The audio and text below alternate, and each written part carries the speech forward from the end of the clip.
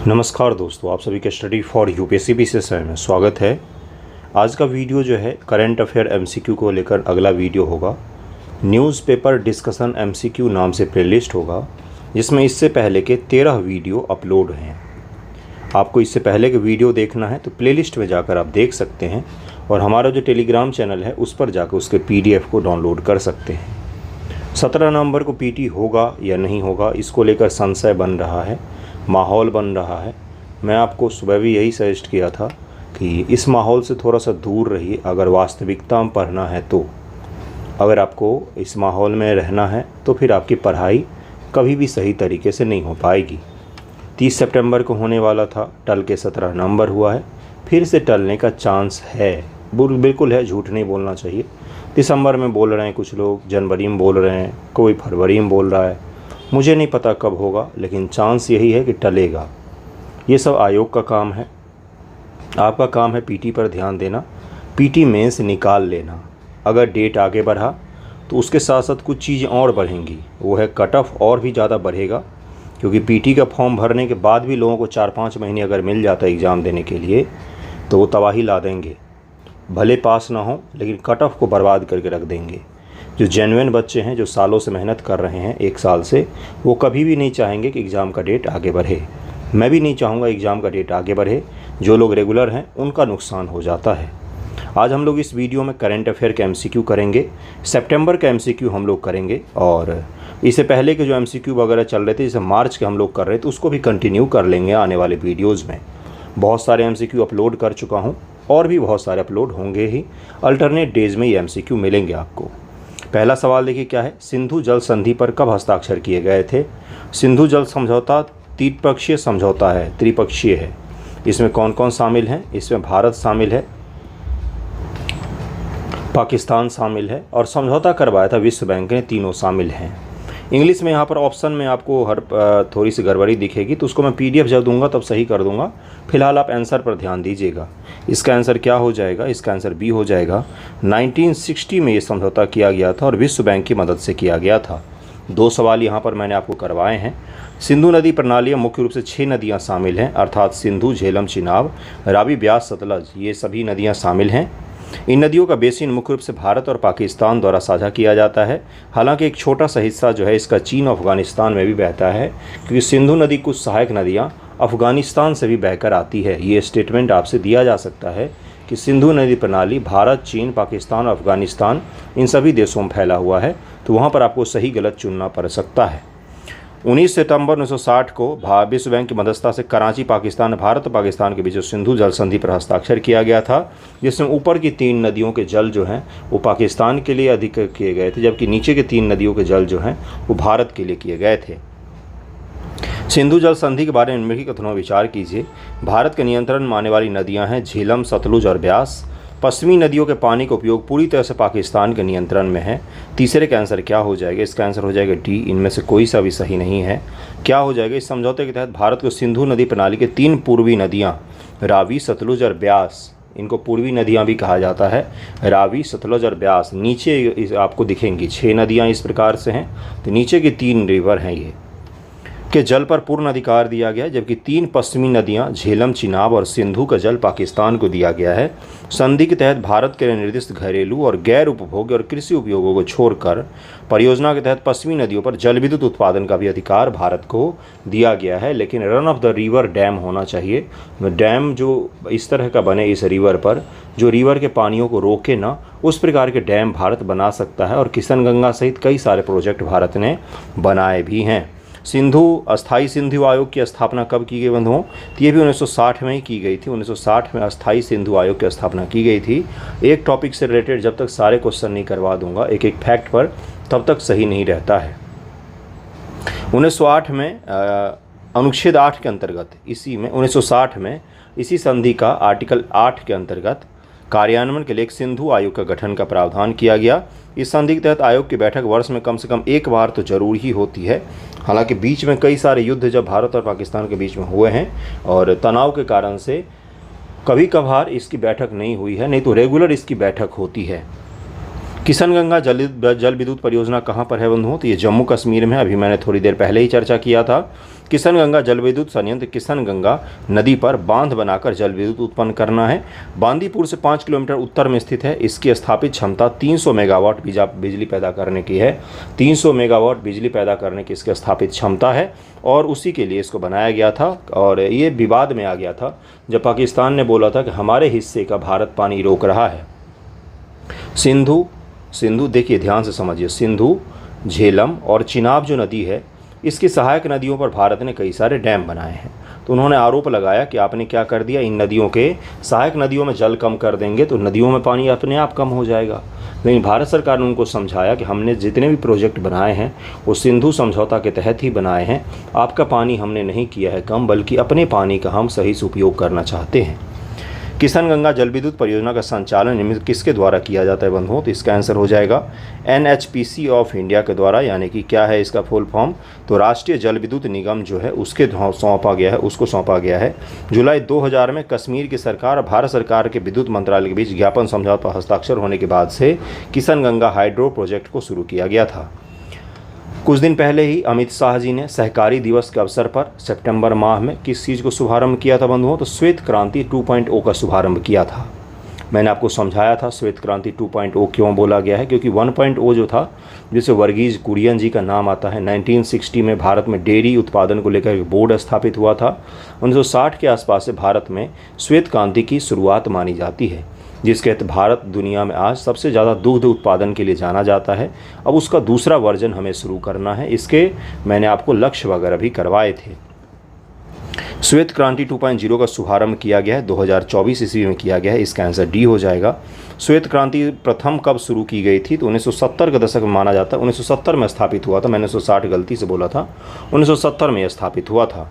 श्वेत क्रांति के जनक के रूप में किसे माना जाता है? तो वर्गीज कुरियन जी को माना जाता है। इसको व्हाइट रिवॉल्यूशन को इनको फादर माना जाता है। इनको व्हाइट रिवॉल्यूशन का फादर माना जाता है, वर्गीज कुरियन जी को। श्वेत क्रांति के अंतर्गत मुख्य ब्रांड कौन सा है बंधुओं? तो ये अमूल ब्रांड है। आनंदा मिल्क लिमिटेड करके स्थापित हुआ था, जिसने दुग्ध उत्पादन में बहुत बड़ी बढ़ोतरी हासिल की। और ये केवल एक राज्य में था, गुजरात में था, जो पूरे देश में फैला। बाकी सभी राज्यों में, जैसे बिहार में सुधा आपको दिखेगा, सुधा ब्रांड जो है, कर्नाटक में नंदिनी ब्रांड नाम से है।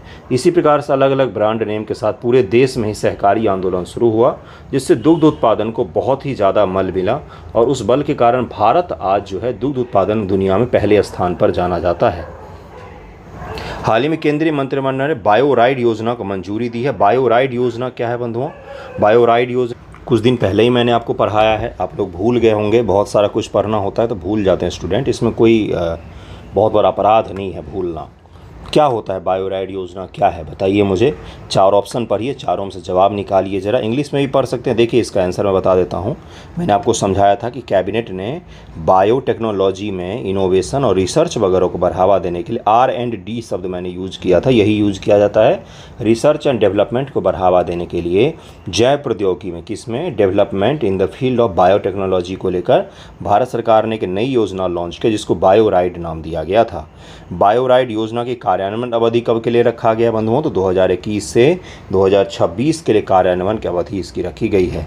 वित्त आयोग की 2021 से 26 से 25-26 की अवधि के दौरान क्रियान्वित की जाएगी। इसके क्रियान्वयन के लिए प्रस्तावित परिव्यय 9,197 करोड़ है। 9,197 करोड़ फाइनेंस कमीशन ने भी रिकमेंड किया था। बायोराइड योजना का कौन सा घटक शामिल नहीं है इनमें से? तो बायोराइड में ई वाहनों का विस्तार शामिल नहीं है। बाकी जैव प्रौद्योगिकी का अनुसंधान विकास, औद्योगिक व उद्यमिता विकास करना है, जैव निर्माण और जैव फाउंड्री, इन सब पर भी ध्यान देना है बायोराइड योजना के तहत। भारत में बायोटेक्नोलॉजी के विकास को लेकर सबसे बड़ी योजनाओं में से एक योजना कौन सी है बंधुओं? तो बायोराइड योजना उसको कहा जाता है। अगले सवाल पर चलते हैं। अगला सवाल देखिए क्या है। अगला है जैव प्रौद्योगिकी अनुसंधान और औद्योगिक उद्यमिता, ये सब इसमें शामिल हैं। कथन दिया हुआ है चौथे नंबर सवाल का, जिसमें क्या बायोराइड योजना भारत में नवाचार को बढ़ावा देने, जैव उद्यमिता को प्रोत्साहित करने के लिए बनाई गई है। इसके अंतर्गत कोई वित्तपोषण का प्रावधान नहीं किया गया है। बायोराइड शैक्षणिक संस्थानों, अनुसंधान संगठनों के बीच में तालमेल बनाएगा।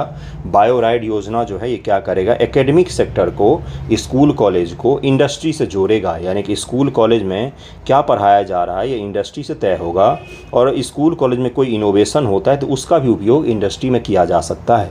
बायोराइड योजना यही काम करेगी, ऐसा भारत सरकार कह रही है। तो इसमें से सही कथन कौन सा हो जाएगा? चौथे के आंसर पर चलते हम लोग। चौथे का आंसर हो जाएगा सी, पहला और तीसरा तो बिल्कुल सही था, दूसरा गलत दिया हुआ। वित्त पोषण का प्रावधान बहुत बड़े स्तर पर किया गया है, 9,000 करोड़ करीब में खर्च किया जाएगा वित्त पोषण को लेकर। तो वित्त पोषण का प्रावधान तो किया ही गया है। बहुत ही आसान सा मैंने सवाल दिया था।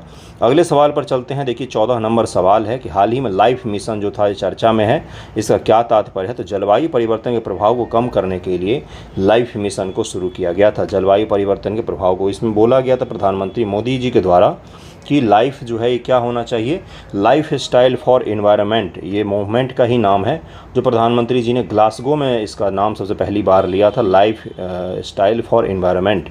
और ये जलवायु परिवर्तन के प्रभाव को अपने जीवन शैली को बदलने के द्वारा आप क्या कर सकते हैं, जलवायु परिवर्तन के प्रभावों को कम कर सकते हैं। 15 नंबर सवाल पर चलते हैं हम लोग।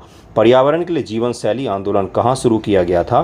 तो ये 2022 लिखा हुआ है यहाँ पर। देखिए क्या लिखा हुआ है कि 2022, यहाँ पर एक छोटा सा ट्रिक है। ट्रिक क्या था कि देखिए 2021 के नवंबर में जब ग्लासगो में सम्मेलन हुआ था तो प्रधानमंत्री जी ने वहाँ पर इस आंदोलन को शुरू किया था, लेकिन आधिकारिक तौर पर भारत में जून 2022 ईस्वी में, कब बंधुओं? तो जून 2022 ईस्वी में इसको भारत के कैबिनेट के द्वारा लॉन्च किया गया। तो अगर भारत में पूछता है कि कब शुरू किया गया आधिकारिक तौर पर, तो ये 2022 के जून महीने में शुरू हुआ है। ग्लासगो में सबसे पहली बार प्रधानमंत्री महोदय ने इसका नींव रखा था, चर्चा किया था वहीं पर। ओके, अगला सवाल है प्रधानमंत्री जनजाति उन्नत ग्राम अभियान को मंजूरी दी गई तो 2024 में दी गई है। ये तो मैंने पढ़ाया था, उन्नत ग्राम अभियान याद कीजिए। प्रधानमंत्री जनजाति उन्नत ग्राम अभियान क्या है? एक तो केंद्र प्रायोजित योजना है। क्या है? तो सेंट्रली स्पॉन्सर्ड स्कीम है।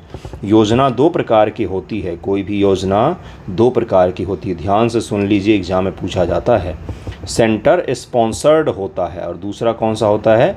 सेंटर सेक्टर की योजनाएं होती हैं। सेंट्रल सेक्टर की योजनाओं में 100% पैसा भारत सरकार खर्चा कर लेती है, जबकि सेंट्रल स्पॉन्सर्ड में क्या करती है भारत सरकार कि राज्यों से भी लेती है, 60-40 का या 90-10 का रेशियो रहता है। तो इसका आंसर बी हो जाएगा, इसका उत्तर बी हो जाएगा। और इस योजना के लिए 80,000 करोड़ करीब में खर्च किया जाएगा, जिसमें 56,000 करोड़ करीब भारत सरकार और 22,000-23,000 करोड़ करीब में केंद्र सरकार, राज्य सरकारें खर्चा करेंगी। आवास योजना के बारे में आपसे सवाल पूछा गया है। आवास योजना के बारे में, इसका उद्देश्य 63,000 क्या है? देखिए यहाँ पर जनसंख्या उन्नत ग्राम अभियान, जिसका उद्देश्य 63,000 से अधिक आदिवासी बहुल गांव, आदिवासी गांव में सुधार करना है। इसे भारत के सभी राज्यों में लागू किया जाएगा। तो इसका आंसर क्या हो जाएगा? इसका आंसर केवल 1 हो जाएगा। बजटीय भाषण 24-25 में बोला गया है कि 63,000 गाँव को कवर किया जाएगा, जिससे 5 करोड़ से अधिक आदिवासी लोग लाभान्वित होंगे। और 75,156 करोड़ रुपये के बजट के साथ 63,000 से अधिक आदिवासी बहुल आकांक्षी जिलों के आदिवासी गाँव में सुधार करना है। 30 राज्यों केंद्र शासित प्रदेश के 549 आदिवासी बहुल ब्लॉकों और गाँवों को शामिल किया जाएगा। तो सभी नहीं शामिल हैं, जहां पर आदिवासियों की बहुलता होगी उन्हीं जगहों को चिन्हित करके इसमें शामिल किया गया है। अगला सवाल है 2011 की जनगणना के अनुसार किस भारतीय राज्य में अनुसूचित जनजाति की जनसंख्या सबसे अधिक है? बंधुओं, एसटी की जनसंख्या सबसे अधिक किस राज्य में है? एसटी की जनसंख्या 19 का आंसर क्या हो जाएगा? एमपी राज्य है जहां पर सबसे ज़्यादा है। अभी देश में प्रधानमंत्री जी के यूट्यूब चैनल के हिसाब से भी 10.5 करोड़ करीब में जनजातीय लोग हैं, देश भर में 10.5 करोड़ के आसपास में हैं। लेकिन ध्यान में रखिएगा ये 2011 की जनसंख्या है, ये सेंसस है। ये वर्तमान में 2024 चल रहा है, तो 14 सालों में कम से कम 15 करोड़ के आसपास तो हुआ ही होगा, या 12-13 करोड़ तो हुआ होगा, लेकिन हम 10.5 करोड़ मानेंगे। और ये सबसे ज़्यादा एमपी में है, इनकी संख्या सबसे ज़्यादा मध्य प्रदेश राज्य में है। पीएम जनमन प्रधानमंत्री जनजाति आदिवासी न्याय महाअभियान का शुभारंभ कब किया गया है? तो 2023 में शुरू किया गया था प्रधानमंत्री जनमन कार्यक्रम। जनजातीय अपग्रेडेड विलेज कैंपेन था, इसका नाम क्या था? प्रधानमंत्री जनजाति आदिवासी न्याय महाअभियान इसका नाम था। इसको एक अम्ब्रेला स्कीम कहा जाता है। अम्ब्रेला स्कीम में क्या होता है बंधुओं? एक ही स्कीम में बहुत सारी योजनाएं शामिल होती हैं। इस स्कीम में 17 मंत्रालय शामिल हैं प्रधानमंत्री जनमन में। शिक्षा, स्वास्थ्य, रोड, टेलीकॉम, कनेक्टिविटी, खाद्य, कपड़ा, वस्त्र, सब कुछ है, सब चीज़ है इसमें शामिल, जो एक जनजातियों को मुख्य धारा में शामिल करने के लिए जो भी कुछ चाहिए ना, वो सब के सब इसमें शामिल किए गए हैं। प्रधानमंत्री का लक्ष्य यही है। देखिए ट्रांसलेशन में एरर है, यहाँ पर देखिए क्या लिखा हुआ है। सवाल अगर इंग्लिश में देखेंगे समझ में आ जाएगा। Which is not the goal of प्रधानमंत्री जनजाति अपग्रेडेशन विलेज, मतलब प्रधानमंत्री जनमन योजना जो है जनजाति उन्नत ग्राम अभियान है, जनजाति उन्नत ग्राम अभियान है, इसका कौन सा एक लक्ष्य नहीं है। तो provide e vehicle for the better livelihood जो है ये इसका लक्ष्य नहीं है। ये इलेक्ट्रिक व्हीकल प्रोवाइड कराने का लक्ष्य नहीं है, बाकी इसके सभी के सभी लक्ष्य होंगे। इंग्लिश में इस सवाल में ट्रांसलेशन में एरर था, ये पीडीएफ में आपको सही मिल जाएगा। तो इसमें पूछा गया कि प्रधानमंत्री जनजाति उन्नत ग्राम अभियान का कौन सा लक्ष्य निम्न में से नहीं है। सक्षम बुनियादी ढांचे का विकास करना ये तो लक्ष्य में शामिल है भाई। आर्थिक सशक्तिकरण को बढ़ावा देना ये भी लक्ष्य में शामिल है। सभी के लिए गुणवत्तापूर्ण शिक्षा तक पहुंच ये भी लक्ष्य में शामिल किया गया है। लेकिन ई व्हीकल की बात नहीं की गई इस योजना में ई व्हीकल की बात नहीं की गई। अगला 22 नंबर सवाल है कि प्रधानमंत्री जनजाति उन्नत ग्राम अभियान के बारे में निम्नलिखित कथनों पर विचार करें। इस अभियान के अंतर्गत आने वाले आदिवासी गांवों को पीएम गति शक्ति पोर्टल पर भी मैप किया जाएगा। पीएम गति शक्ति प्लेटफॉर्म पर भौतिक व वित्तीय प्रगति की निगरानी की जाएगी कि उस गांव में अगर सड़क का निर्माण हुआ है तो कितना हुआ है और प्रधानमंत्री जनजाति उन्नत ग्रामीण योजना के तहत में कितना अच्छा प्रदर्शन उस गांव ने किया है। इसको प्रधानमंत्री गति शक्ति पोर्टल पर हमेशा निगरानी किया जाएगा। सर्वश्रेष्ठ जिलों को पुरस्कृत करने का कोई प्रावधान या कार्यक्रम शामिल नहीं है। पता चल गया होगा तीसरा स्टेटमेंट तो निश्चित रूप से गलत होगा। इसका आंसर हो जाएगा पहला, दूसरा सही है। प्रधानमंत्री जनजाति उन्नत ग्राम योजना के तहत में योजनाओं की प्रगति को पीएम गति शक्ति पोर्टल पर निगरानी किया जाएगा, उनकी जांच की जाएगी। हमेशा देखा जाएगा कि कौन सा गांव कितना अच्छा प्रदर्शन कर रहे हैं और सर्वश्रेष्ठ प्रदर्शन करने वाले गाँवों को पुरस्कृत भी किया जाएगा। अगला सवाल है बंधुओं कि प्रधानमंत्री अन्नदाता आय संरक्षण अभियान कब शुरू किया गया था। Prime minister food provider income protection campaign PM Asha योजना इसको कहा जाता है। बहुत ही इम्पॉर्टेंट है ये कब शुरू किया गया था। तो ये शुरू किया गया था 2018 ईस्वी के भारत सरकार के बजट में। 2017-18 के बजट में 18-19 के बजट में 2018 ईस्वी में पीएम आशा स्कीम शुरू किया गया था, जिसको काफ़ी ज़्यादा महत्वपूर्ण माना जाता है। तो इसका आंसर हो जाएगा बी, इसका आंसर बी हो जाएगा। प्रधानमंत्री अन्नदाता आय संरक्षण अभियान, इस योजना का उद्देश्य किसानों को उनकी उपज का उचित मूल्य उपलब्ध कराना है, जिसकी घोषणा वर्ष 2018 के केंद्रीय बजट में की गई थी, इसलिए इसको जरूर याद रखिएगा। निम्न से कौन सा घटक पीएम आशा योजना का हिस्सा नहीं है। पीएम आशा योजना के 3 मूल्य घटक हैं, मैं आपको दिखाऊंगा अभी। पीएसएस है, पीडीपीएस है, इस तरह का है, मैं बताऊंगा अभी आपको। इसका आंसर हो जाएगा डी। इनमें से कोई सा नहीं, ये सभी के सभी उसके हिस्से हैं। देखिए कौन कौन सा है। मूल्य समर्थन योजना, जिसको क्या कहा जाता है, पीएसएस कहा जाता है। मूल्य न्यूनता भुगतान योजना, जिसको पीडीपीएस कहा जाता है। निजी खरीद और स्टॉकिस्ट योजना, जिसको private procurement and stockist scheme कहा जाता है, पीपीएसएस कहा जाता है। प्रधानमंत्री आशा योजना जो था ये किसानों के आय को 2022 तक दुगुनी करने के लिए उस समय के केंद्रीय सरकार के द्वारा 2018 में शुरू किया गया था, लेकिन फिर बीच में कोरोना आ गया और किसानों की आय दुगुनी नहीं हो पाई थी। तो इसके लिए इस योजना में 3 चीज़ों को शामिल किया गया था। प्राइस सपोर्ट स्कीम, जिसको पीएसएस कहा जाता है। मूल्य समर्थन योजना, याद कर लीजिए, पूछेगा आपसे भाइयों बहनों। प्राइस डिफिशियंसी पेमेंट सिस्टम, जिसको जिसको पीडीपीएस कहा जाता है। Private procurement and stockist scheme, जिसको क्या कहा जाता है, पीपीएसएस कहा जाता है। ओके, नेक्स्ट सवाल पर चलते हम। अगला सवाल है लोक अदालत से जुड़ा हुआ। कुछ दिन पहले ही मैंने आपको पढ़ाया था कि लोक अदालत का निर्माण किया गया था, इसका निगरानी किया गया, इसने बहुत अच्छा काम किया, इसको शुरुआत भी किया गया था। लोक अदालत को वैधानिक दर्जा कब दिया गया है, तो 1987 ईस्वी में एक्ट बनाकर लोक अदालत को वैधानिक दर्जा दिया गया है। उससे पहले ये बिना वैधानिक दर्जे के ही देश में काम कर रहा था। शुरू में कानूनी अधिकार के बिना एक स्वैच्छिक निकाय के रूप में कार्य करते हुए लोक अदालतों को कानूनी सेवा प्राधिकरण अधिनियम 1987 के द्वारा वैधानिक दर्जा दिया गया। पीटी में हो सकता है, पूछ ले। कौन से संगठन लोक अदालत का आयोजन कर सकते हैं बंधुओं, बताइए मुझे। इसका आंसर क्या हो जाएगा? राष्ट्रीय कानूनी सेवा प्राधिकरण, जिला कानूनी सेवा प्राधिकरण, सुप्रीम कोर्ट कानूनी सेवा समिति, सर्वोच्च न्यायालय या उच्च न्यायालय। इसका उत्तर क्या हो जाएगा? मैंने आपको समझाया था 1 2 3 हो जाएगा, यानी कि राष्ट्रीय कानूनी सेवा प्राधिकरण, जिसको क्या कहा जाता है? National legal service authority. उसके बाद से डिस्ट्रिक्ट लीगल सर्विस अथॉरिटी, और सुप्रीम कोर्ट जो है ये supreme court legal service committee, इनके द्वारा इसका आयोजन किया जाता है। लोक अदालतों का आयोजन नालसा, राज्य विधिक सेवा प्राधिकरण, जिला विधिक सेवा प्राधिकरण, सर्वोच्च न्यायालय विधिक सेवा समिति, उच्च न्यायालय विधिक सेवा समिति या तालुका विधिक सेवा समिति द्वारा ऐसे समय स्थानों पर किया जा सकता है जिसे आवश्यक समझते हैं वो। संरचना: एक लोक अदालत में आमतौर पर एक न्यायिक अधिकारी अध्यक्ष होता है, एक वकील होगा, एक अधिकारी हो गया, न्यायिक अधिकारी जज साहब हो गए, एक वकील हो गया, और एक कौन होगा? तो सोशल कार्यकर्ता होगा कोई, ठीक ना, एक्टिविस्ट जिसको कहा जाता है। लोकपाल को किस कानून के तहत दोषी ठहराया गया? अदालत को न्यायिक कार्रवाई माना जाए। मतलब ये कहा जा रहा है कि लोकपाल को काम करने के लिए कौन कौन से एक्ट दिए गए हैं। तो सिविल प्रक्रिया संहिता 1908, भारतीय दंड संहिता 1807, दंड प्रक्रिया संहिता 1973, code of civil procedure 1908, Indian penal code, और code of criminal procedure CRPC IPC जो जानते हैं ना, उन सभी के तहत वो फैसला सुना सकता है।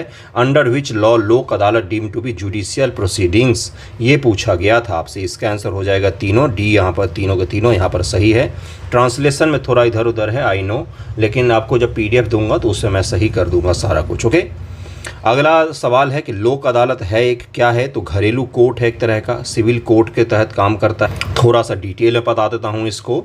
देखिए, लोक अदालत को किसी मुकदमे की सुनवाई करते समय सिविल प्रक्रिया संहिता 1908 के तहत सिविल न्यायालय में निहित शक्तियाँ प्राप्त होती हैं। लोक अदालतें विवादों को सुलझाने के अपने स्वयं की प्रक्रिया निर्दिष्ट कर सकती है, जिससे प्रक्रिया औपचारिक अदालतों की तुलना में सरल व अधिक अनौपचारिक हो जाती है। सभी लोक अदालत की कार्रवाई को भारतीय दंड संहिता 1807, भारतीय दंड संहिता 2023 जो पिछले साल पारित हुआ है, न्यायिक कार्रवाई माना जाएगा। दंड प्रक्रिया संहिता 1973, भारतीय नागरिक सुरक्षा संहिता जिसको 2023 के द्वारा प्रतिस्थापित किया गया है, इन सभी के तहत सिविल कोर्ट का एक दर्जा प्राप्त है। किसको? तो लोक अदालतों को एक सिविल कोर्ट का दर्जा प्राप्त है, ये जरूर ध्यान में रखिएगा। निपाह वायरस पर हम लोग आ गए। निपाह वायरस क्या है? एक तो ये इंटर ह्यूमन ट्रांसमिशन हो सकता है, प्राणी जन्य वायरस है, तो ये दोनों ही है। इंटर ह्यूमन ट्रांसमिशन भी हो सकता है और ये प्राणी जन्य है। जूनोटिक वायरस जिसको कहा जाता है, ये जूनोटिक वायरस है, जानवरों से इंसान में फैला है, जूनोटिक वायरस है ये। निपाह वायरस के बारे में आपको स्टेटमेंट की जांच करनी है। निपाह वायरस एन्सेफेलाइटिस के लिए जिम्मेदार जीव RNA है, यानी कि इसका नाम सिंगापुर के गांव के सुंगई निपाह के नाम पर रखा गया है। तो इसका आंसर क्या हो जाएगा? इसका आंसर हो जाएगा केवल 1 यहाँ पर सही है, दूसरा यहाँ पर गलत दिया हुआ है, क्योंकि निपाह वायरस का नाम जो वो मलेशिया के गाँव है सुंगई, उसके नाम पर रखा गया था, उसी के नाम पर रखा गया। बाकी एक RNA वायरस है, ये जरूर ध्यान में रखें, RNA वायरस है, RNA वायरस है, ये भी ध्यान रखिएगा। पहली बार पता इसका 1998-99 मलेशिया में और सिंगापुर में चला था और इसका नाम मलेशिया के गांव के नाम पर रखा गया। निपाह वायरस की खोज सबसे पहले कहां पर हुई थी? तो ये सूअर में सबसे पहले पाया गया था। इसका आंसर बी हो जाएगा, इसका आंसर बी हो जाएगा। निपाह वायरस के इलाज के लिए कौन सा टीका स्वीकृत किया गया है? तो निपाह वायरस को लेकर अभी टीका नहीं है उपलब्ध। वर्तमान में मनुष्य और पशु दोनों के लिए कोई टीका उपलब्ध नहीं है निपाह वायरस का, इसके लिए कोई टीका अभी वर्तमान में उपलब्ध नहीं है। अगला सवाल है, निपाह वायरस फल चमगादड़ या उड़ने वाले लोमड़ियों द्वारा फैलता है। उड़ने वाले जो अलग अलग जीव होते हैं उनके द्वारा फैलता है। इसका परिणाम एन्सेफेलाइटिस सिंड्रोम होता है। ये क्या मतलब फैलाता है? तो एन्सेफेलाइटिस सिंड्रोम। तो 33 का आंसर क्या हो जाएगा? इसका आंसर हो जाएगा सी, यानी कि दोनों के दोनों स्टेटमेंट यहाँ पर बिल्कुल सही दिए हुए हैं, दोनों स्टेटमेंट सही दिए हुए हैं। यहाँ पर एक चीज़ और है, फ्लाइंग फ्रॉक्सेस का मतलब अगर आपको समझ में नहीं आया होगा तो बड़े आकार के जो चमगादड़ होते हैं ना, तो उनको कह दिया जाता है फ्लाइंग फॉक्सेस। तो उसका गूगल ने ट्रांसलेट किया उड़ने वाली लोमड़ी, नहीं, ये बड़े आकार के क्या होते हैं? चमगादड़ होते हैं, जिनका आकार नॉर्मल चमगादड़ से 5 से 7 गुना तक बड़ा होता है। तो उनको क्या कह दिया जाता है? फ्लाइंग फॉक्सेस कह दिया जाता है। मुख्य रूप से चमगादड़ जो होते हैं ना, उन्हीं के द्वारा उत्सर्जित जो उनके मल मूत्र होते हैं उसी से निपाह वायरस फैलता है। देखिए क्या है, वायरस चमगादड़ के मूत्र तो संभवतः मल, लार, जन्म के समय स्रावित तरल पदार्थ, इन सब चीज़ों से होता है और उसके बाद मनुष्यों में ये फैलता है, जानवरों से मनुष्य में। चमगादड़ बड़ा खतरनाक और घटिया जीव होता है, उसे बच के रहना चाहिए। वो जो होता है वो तरह तरह के वायरस को फैलाता है। जूनोटिक बीमारी है निपाह। कहाँ से उत्पन्न हुआ था? तो सिंगापुर और मलेशिया में उत्पन्न माना जाता है इसको, जहाँ पर मलेशिया के गांव के नाम पर इसका नाम रखा गया। हाल ही पीएम आर्थिक सलाहकार परिषद चर्चा में थी। इसकी स्थापना कब हुई थी? पीएम इकोनॉमिक एडवाइजरी काउंसिल जो है इसकी स्थापना 2017 में की गई थी। इसका आंसर सी हो जाएगा। भारतीय राज्यों का सापेक्ष आर्थिक प्रदर्शन 1960-61 से 2023-24 किसके द्वारा प्रकाशित किया गया था? Relative economic performance of Indian states 1960-61 से 23-24 वॉज पब्लिश्ड बाय, आपको कुछ दिन पहले ही मैंने पढ़ाया था सितंबर माह में कि भारतीय राज्य 1960-61 से लेकर 2023-24 तक किस प्रकार का प्रदर्शन किया है, जिसमें मैंने आपको बताया था कि पंजाब जो है इसका प्रदर्शन कम हो गया है, खराब हो गया है। बंगाल का प्रदर्शन भी तुलनात्मक रूप से खराब हो गया है, यानी कि ये राज्य डाउनफॉल की तरफ में आ गए हैं, जितना तेज़ी से बढ़ रहे थे उसके कंपेयर में। तो ये सब रिपोर्ट किसने प्रकाशित की है? तो इसका आंसर क्या हो जाएगा?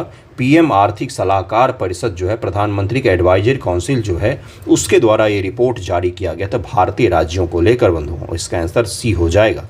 भारतीय राज्यों का सापेक्ष आर्थिक प्रदर्शन 1960-61 से 23-24 के बारे में निम्नलिखित कथनों पर विचार कीजिए। अब जरा इसके संबंधित रिलेटेड स्टेटमेंट पर भी विचार कर लीजिए। स्टेटमेंट देखिए, पहला क्या है? 1960 के दशक में पंजाब की जीडीपी हिस्सेदारी मुख्य रूप से हरित क्रांति के कारण बढ़ी थी। हरित क्रांति याद है? ग्रीन रिवॉल्यूशन कुछ किस सीरिया का नाम है। अगला है, भारत के सकल घरेलू उत्पाद में यानी कि देश के जीडीपी में सापेक्ष प्रति व्यक्ति आय, जिसको क्या कहा था, अंग्रेजी में भी पढ़वा देता हूं। Punjab share in India GDP and relative per capita income has decline since 1984। 1984 के बाद भारत के सापेक्ष प्रति व्यक्ति आय में पंजाब की हिस्सेदारी जो है ये कम हो गया है। अगला स्टेटमेंट है, सकल घरेलू उत्पाद में पंजाब की हिस्सेदारी अब हरियाणा से अधिक है। Punjab share in GDP is now higher than Haryana. बताइए, घरेलू उत्पाद पंजाब की हिस्सेदारी अब हरियाणा से अधिक है। इसका उत्तर क्या हो जाएगा? ये मैंने कुछ दिन पहले पढ़ाया, सब गोल हो गया होगा।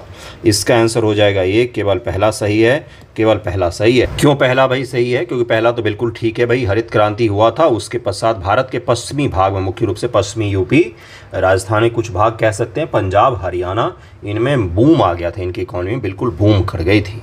दूसरा यहाँ पर लिखा है 1984 के बाद घटी है, नहीं 1984 नहीं, 1991 के बाद, 1991-92 के बाद से यहाँ की जीडीपी में पंजाब का जो ग्रोथ रेट था वो कम हो गया।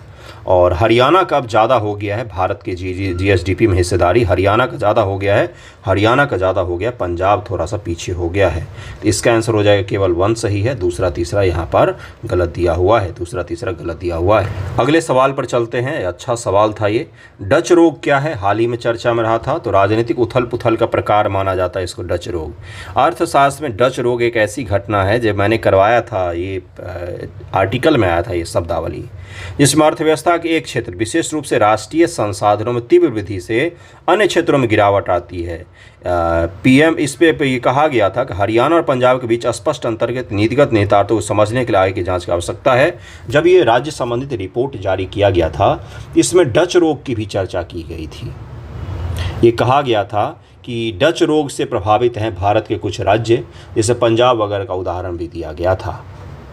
जैसे पंजाब का ये दिया गया था कि एग्रीकल्चर तो बूम कर गया वहाँ पर, लेकिन मैन्युफैक्चरिंग वगैरह कमज़ोर हो गए। भारत के लिए कहा गया कि सर्विस सेक्टर तो भारत में बूम कर गया था, लेकिन दूसरे जो सेक्टर हैं जैसे एग्रीकल्चर और मैन्युफैक्चरिंग वो कमज़ोर रह गए। तो डच रोग ऐसी घटना है जिसमें अर्थव्यवस्था के एक क्षेत्र, विशेष रूप से राष्ट्रीय संसाधन तीव्र वृद्धि से अन्य क्षेत्रों में गिरावट आती है। इसी को डच रोग कहा जाता है, इकोनॉमी का डच रोग कहा जाता है। द हिंदू की शब्दावली है, कृपया इसको ध्यान में जरूर रखें।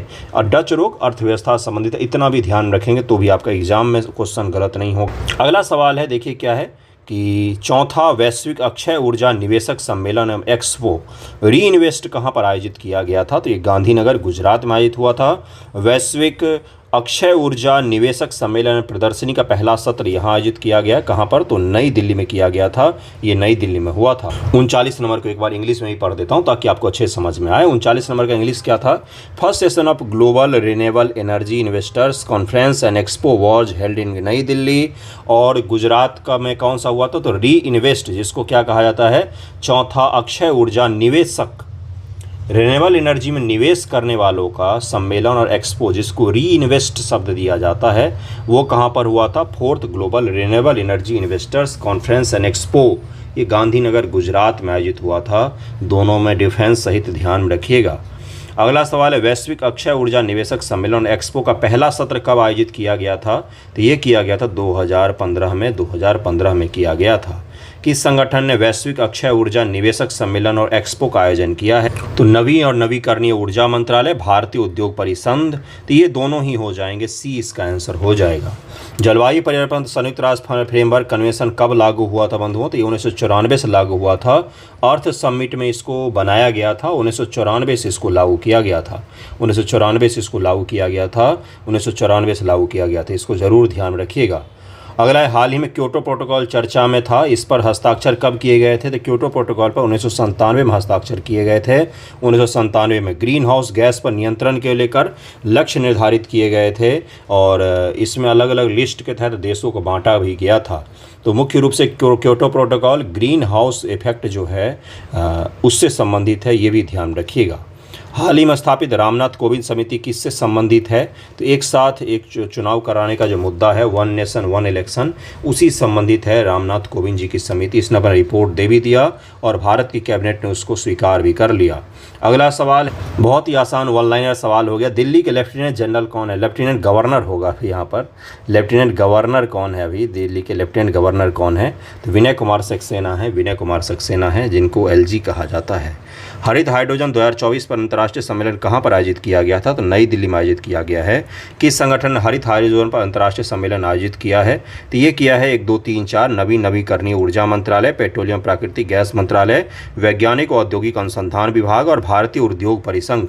इतने सारे लोगों ने मिलकर इसको आयोजित किया है। अगर इंग्लिश में देखना चाहते हैं तो मिनिस्ट्री ऑफ रिन्यूएबल एनर्जी जो है वो कर रही है, ministry of petroleum and natural gas है, department of scientific and industrial research है और CII है, कन्फेडरेशन ऑफ इंडियन इंडस्ट्री जो है। ये सब के सब शामिल हैं। अगला सवाल 48 और आज का आखिरी सवाल यही होगा कि भारत ने हरित ऊर्जा पर पेरिस समझौते की प्रतिबद्धता को पूरा किया है। पेरिस समझौता 2015 में अपनाया गया था, तो इसका आंसर हो जाएगा सी। दोनों के दोनों सही हैं। भारत हरित ऊर्जा पर पेरिस समझौते की प्रतिबद्धता को पूरा करने वाले G20 देशों में से पहला देश में से एक है। भारत की प्रतिबद्धताएं 2030 के लक्ष्य से 9 साल पहले पूरी हो गई हैं। इसमें लक्ष्य रखा गया था 2030 का, लेकिन भारत ने उसको 9 वर्ष पहले ही कर दिखा दिया है कि हमने काम कर लिया है। हरित हाइड्रोजन को वैश्विक ऊर्जा परिदृश्य में एक प्रमुख घटक के रूप में मान्यता प्राप्त है, जिसमें रिफाइनरी, उर्वरक, इस्पात, भारी परिवहन जैसे विद्युतीकरण में कठिन क्षेत्रों को कार्बन मुक्त करने की क्षमता रखी गई है। ग्रीन हाइड्रोजन को लेकर पेरिस समझौता में किया गया था, उसको भारत ने 9 वर्ष पहले ही पूरा कर दिया है। आई होप आपको अच्छा लगा हो ये सेशन। हाँ, कुछ ट्रांसलेशन में एरर जरूर है, लेकिन उसको सही करने की मैं पूरी कोशिश करूँगा। PDF आपको मिले तो सही मिले। ओके, कैसा लगा है वीडियो ज़रूर ही बताइएगा। करंट अफेयर MCQ का ये अगला वीडियो था। जल्द ही आपको इसका अगला वीडियो भी मिल जाएगा। Thank you so much.